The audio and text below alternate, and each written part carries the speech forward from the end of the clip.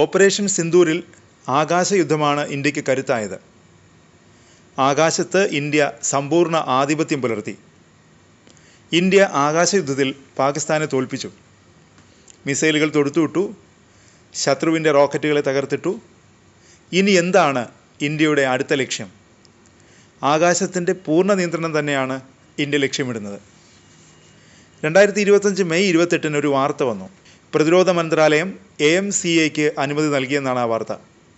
AMCA എന്നാൽ advanced medium compact aircraft, അതായത് ഇന്ത്യയുടെ 5ാം തലമുറ യുദ്ധവിമാനം.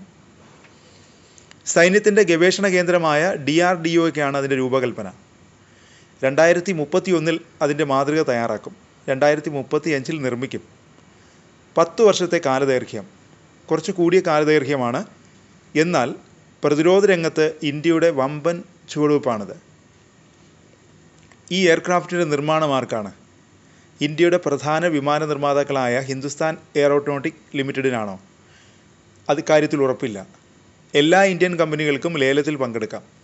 സ്വകാര്യ മേഖലയ്ക്കും പൊതുമേഖലയ്ക്കും പങ്കെടുക്കാം. ഇന്ത്യയുടെ പ്രതിരോധ മേഖലയ്ക്ക് വൻ കുതിപ്പാണിത്, അതിൽ സംശയമില്ല. ചൈന 6ാം തലമുറ വിമാനം പരീക്ഷിക്കുന്നു. അമേരിക്ക, റഷ്യ, മറ്റുള്ളവർ 5ാം തലമുറയിൽ മുന്നിലാണ്. ഇന്ത്യ അല്പം വൈകി, പക്ഷേ മുന്നേറുക തന്നെയാണ് ഇന്ത്യ.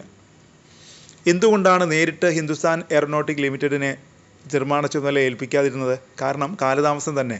2021 83 തേജസ് മാർക്ക് 1 ജെറ്റുകൾ ഓർഡർ ചെയ്തു.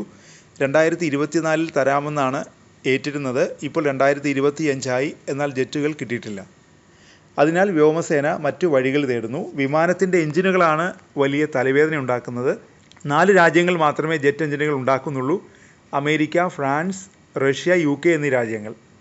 തേജസിന് അമേരിക്കൻ എഞ്ചിനുകൾ വേണം, പക്ഷേ എഞ്ചിനുകളുടെ വിതരണം വൈകുകയാണ്.